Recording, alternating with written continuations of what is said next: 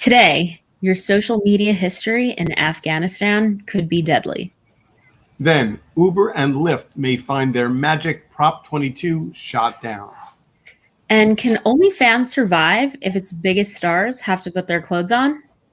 I'm Stephen Rosenbaum, and this is Future Forward. I'm Alexis Scordato. Let's launch. Oh. Hey, Steve. Say that again, just so we can edit that. Say yours. Oh, I'm Alexis Scordato. Yeah. Yep. I'm Alexis Scordato. Let's launch. Hey, Alexa. Hey, Steve. Happy Henri Hurricane. Yeah, this is the hurricane edition. So here's what's tricky about putting together a show rundown at this moment in world history. All of these big, complicated, terrible things seem to require attention. And so what I did kind of in thinking about our worldview is try and look at things that are technologically interesting, but also newsworthy and relevant. And then also, some a little bit of a journey into the Wayback Machine, because, the OnlyFans Tumblr conversation is in fact fascinating and interesting. That being said, we really should start with this question of social media in Afghanistan, because it's complicated and I think really important. So Wired Magazine has this piece about people erasing their social media, and in fact gives a link to instructions as to how to do it. I'm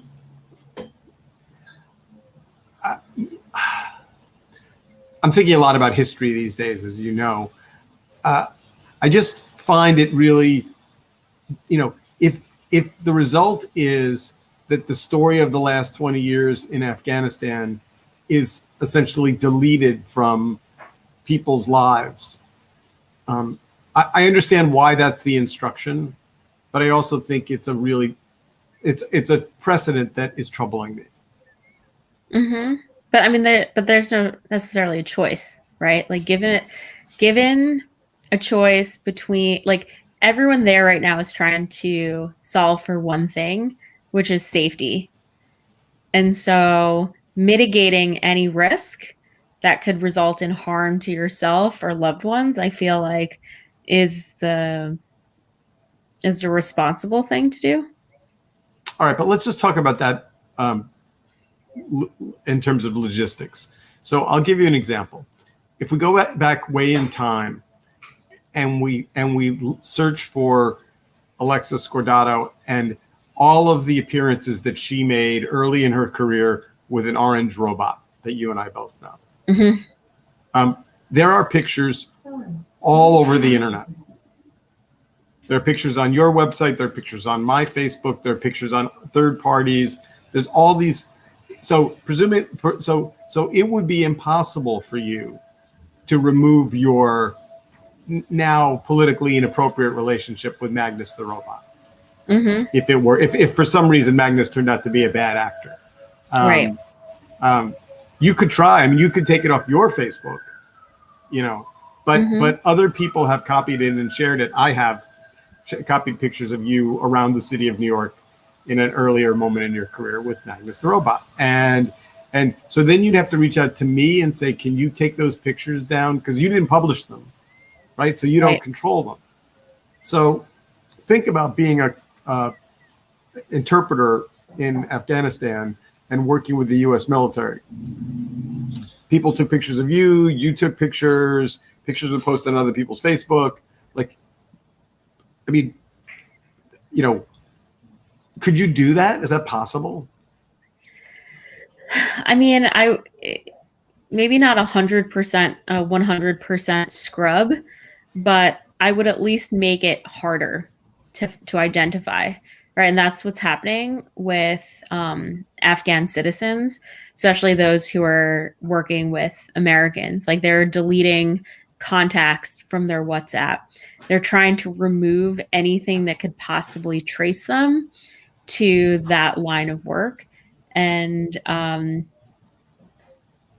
yeah, I mean, it's sad. It's scary. I don't know if the endeavor can be fully successful because I think erasing things from the internet is hard.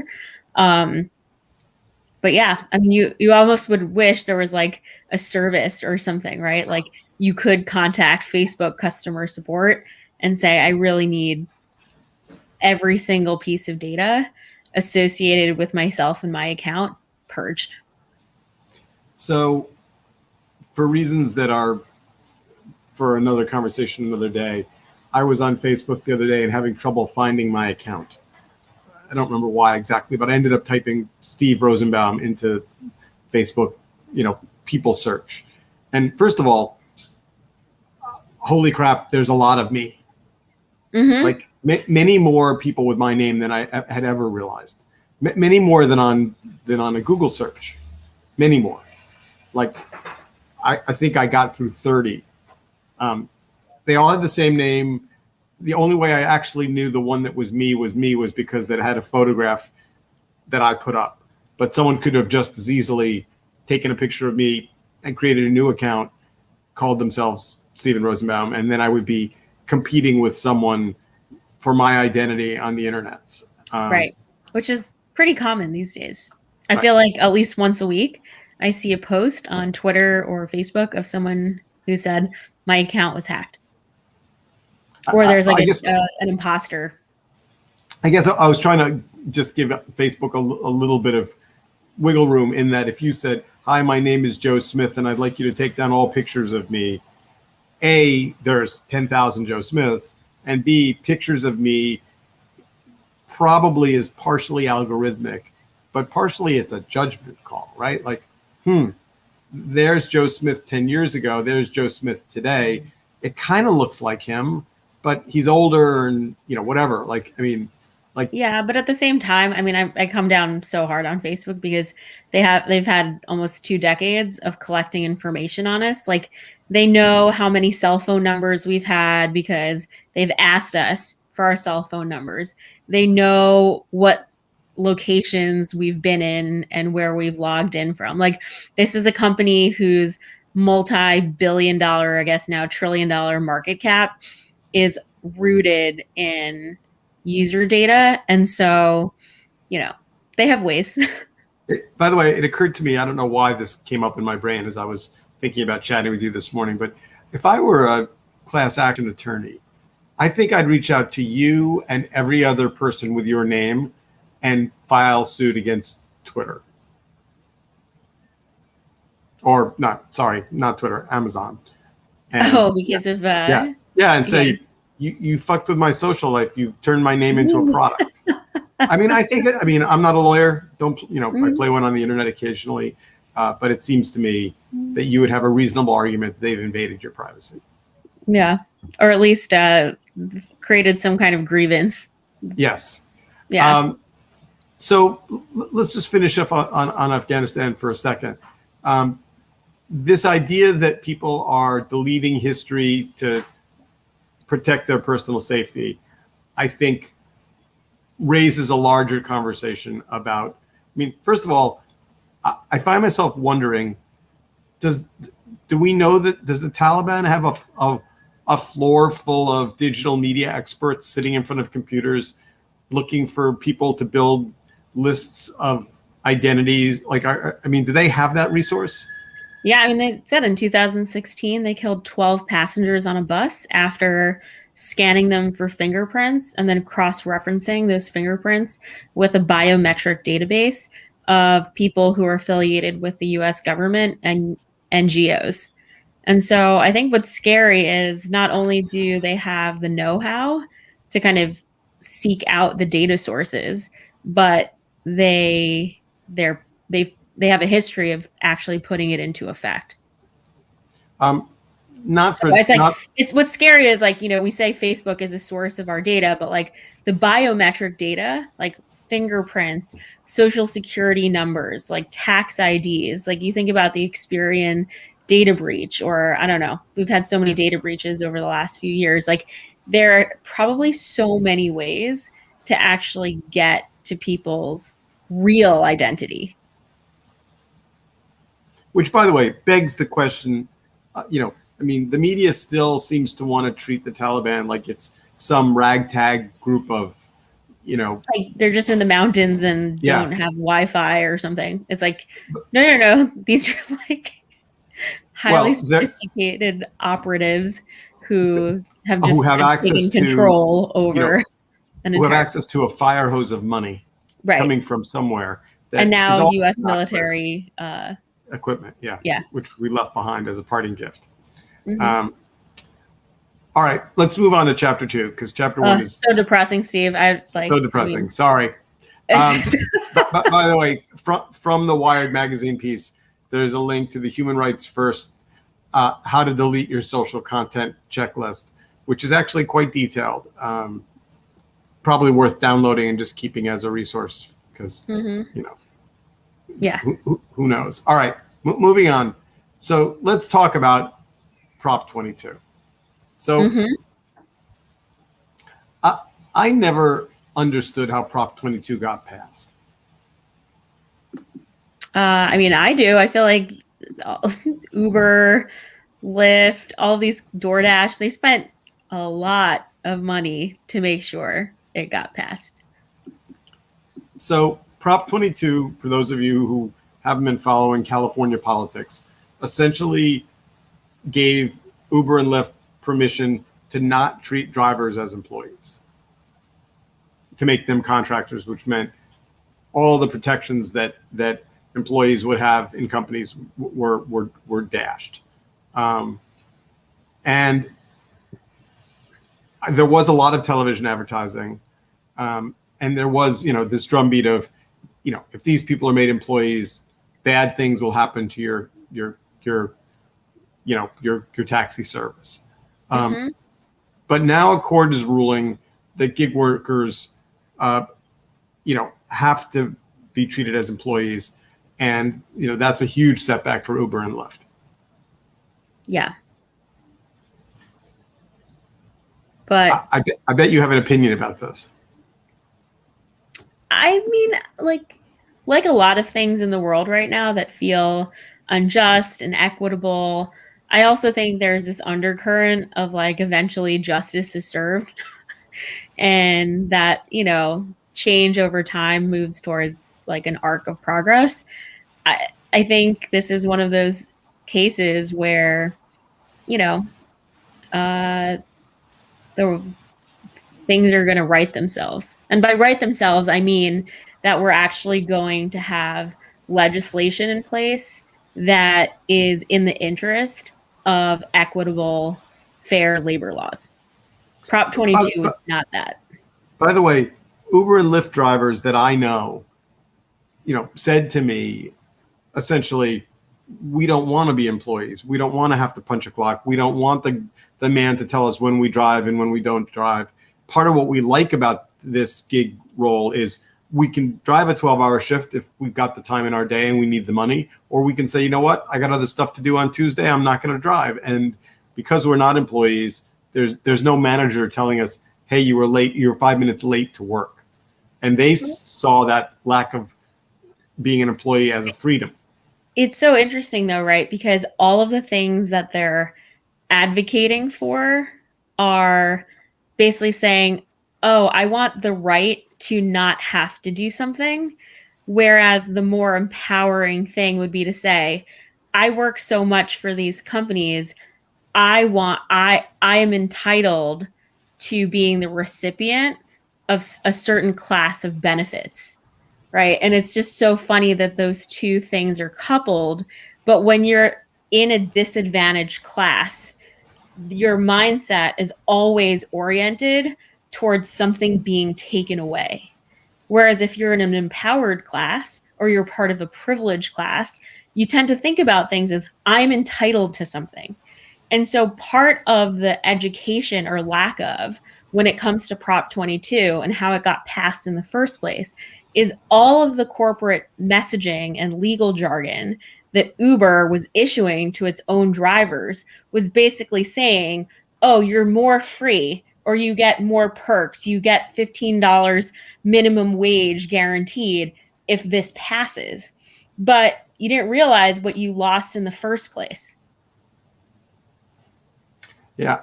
I think it fits into a larger sense that the nature of work is changing, and the relationship between companies and employees, or companies and gig workers, or companies and contractors is changing, and maybe in ways that are not visible to the naked eye, right? I mean, you can say that as a gig worker at Uber or Lyft, you have more freedoms because you don't have a manager. But I do have to say, I was in an Uber the other day, and the Uber app was telling the driver where to turn and drop off Steve, and essentially, and I was like, wow, this guy spends his whole day being told what to do by a robot. And Right. and if he chooses to drive a different street, or says, you know what, there's a quicker way to kind of get to where we're going, and slightly veers off the pre-assigned map, that flags his account at Uber as non-compliant. Right. Which is so he has a boss. It's just an algorithm. Mm-hmm. Right. And Yeah. a little soul sucking, I think. Mm-hmm. Yeah. I mean, we'll see where it goes, because this is now going to get escalated, right, to a higher court. But it was interesting, right? The article basically said that, a survey of more than 500 drivers of worker advocacy group Rideshare Drivers United found that only 10% of survey respondents received the healthcare subsidy detailed in Prop 22. And so there's a gap there, right? Where even this thing that was supposed to be so good, right, is not, like, the drivers aren't even getting the full benefits of what Prop 22 supposedly was promising them. So I did not know that. I'm sure that Uber's reaction to that is that it's just a clerical error of some sort. I mean, it's ironic, right? Because it's like, oh, when it comes to saying, hey, we want you to know that Prop 22 is good and you're going to get $15 minimum wage, then they spend millions of dollars to make sure that their drivers get the message. But when it comes to saying, hey, you're entitled to this healthcare subsidy, are you taking advantage of it? The same effort isn't put into place. So anyway, Yeah. All right. Chapter 3. So this may be the hardest one to talk about, because listeners, I'm sad to report that neither Alexa nor I are users of OnlyFans. I'm usually an early adopter and power user of a lot of technology, and this is not one of them. Yeah. I But mean, it's not I a guess judgment call, though. Like, I think it's. I mean, as I understand it, it's essentially a platform that empowers sex workers to provide not physical relationships, although maybe there is that as well, but performance, like sex worker performance. So you can be a fan of a particular sex worker, and it's some combination. Is it a subscription, and then there's like a tipping system? Yeah, something like that. So, like, imagine in the way that you have, on Twitch, streamers who are like playing games. You can watch, people in their bedroom doing things, and either subscribe to the channel or tip them. And it might be like, I mean, you saw like early beginnings of this with even like Snapchat. Like, people were paying individuals to get added on Snapchat as friends, and then they would be recipients of like nude photos that would then go away. So OnlyFans has decided that they are going to ban sexually explicit content. Which Um, all the commentary I've seen on this is just everyone's like, this is corporate suicide. It is so disrespectful to their users and content creators. And the only reason they're doing this is because it's nearly impossible to raise money or go public when the nature of the content is sexually explicit. so I'm reading the list of things you can't publish, but I'm not even sure I want to say them out loud. No, like no private parts, no personal. But here's my question: if this all goes away, what's left? Like, It's is it like OnlyFans? traditional Like, porn sites. no, I don't mean it that way. I mean it the other way. Like, if OnlyFans isn't about sexual performance? Is there? I'm again. I don't even know how to find this out without going there. But like, isn't there? Like, are there other fan videos that could pick up the slack? I mean, like maybe like if they wanted to sort of pivot into the space that Cameo occupies. So those who aren't familiar with Cameo, it's this service where you can pay celebrities, everyone ranging from Sarah Palin to the cast of, I don't know, like Will and Grace, I guess, to like record personal videos. But they're all kind of like those are all supposed to be kind of like tongue-in-cheek jokes, right? Yeah, and I guess like it would be interesting, like if OnlyFans could subscribe or onboard the same talent, and then basically say like, hey, I mean, like Steve, let's take your film, right? It's like if I was a fan of your work as a filmmaker and I wanted to subscribe to Steve Rosenbaum's OnlyFans account, maybe I could get like an exclusive interview with you. But like Patreon does that. Right. I guess I think the bottom line is, and then we can talk about history for a moment. You know, you've got on one hand viewers who like what they're getting and are willing to pay for it, performers who obviously are going to continue to find another platform. If they're not on OnlyFans, they're not going to, you know, and then you've got bankers and VCs saying, we're not putting, you know, we don't want our money near porn. Like, so there is history here. So let's go back into the Wayback Machine and let's talk about Tumblr. So it was a different time, and you know, Tumblr. I can't make that ad go away. Close ad. Yes, goodbye. I don't remember Tumblr as being explicit as much as it was sexual. And Tumblr absolutely had other, like you could imagine Tumblr surviving without sex content, though it was probably far and away its biggest. And then Tumblr got sold like to AOL. 60 to 70% of Tumblr traffic was sexually explicit content. And then Tumblr got sold to AOL, and AOL said, "Yeah, no, we're not going to be in that business." But you know, as part of a larger company, you know, they didn't need to have they didn't need to pay the electric bill with advertising. And I think it was $1 billion when Tumblr sold to AOL. Yep. So maybe OnlyFans is just looking to replicate that. You know, maybe they're like, let's just do let's do the Tumblr thing.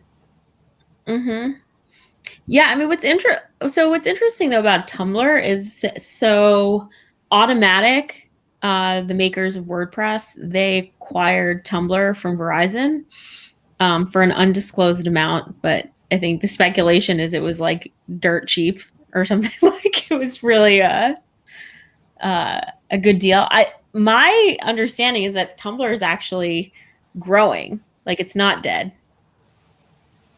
Not dead yet. I mean, look. But it also has like a guardian of the platform that is like 10,000% invested in the future of web publishing. So, Well, and when it says undisclosed amount, what that means is, AOL Verizon just doesn't want on its PR balance sheet, we killed Tumblr. So they say to, WordPress, buy it for $1.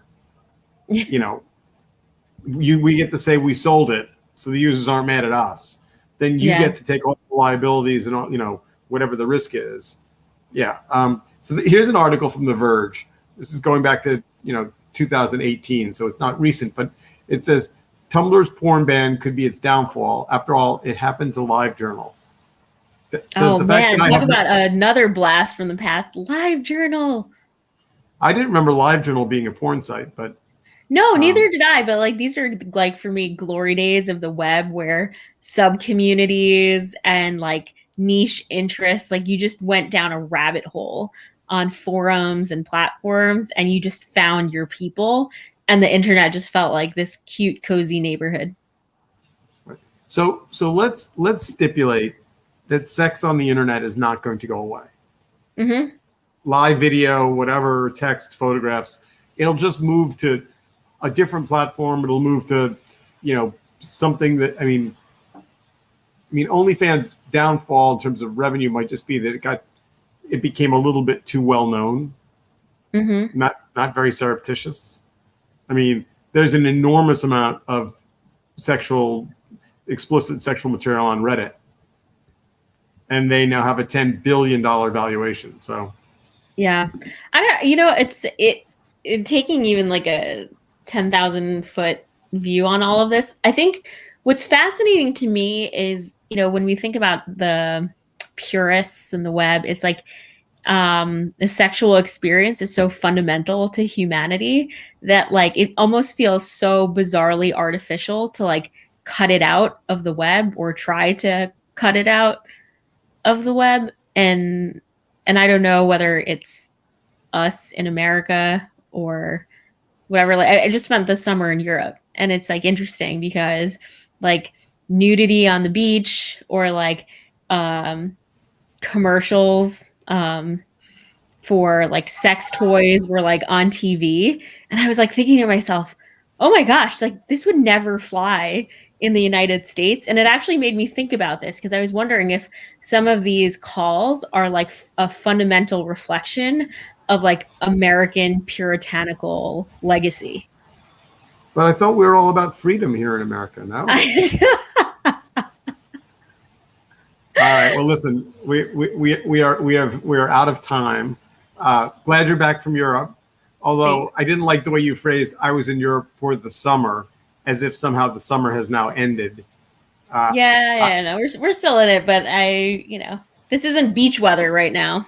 No, it sure isn't. All right. Well, listen, stay safe from the hurricane. Make sure to have some candles sitting around and charge your phone.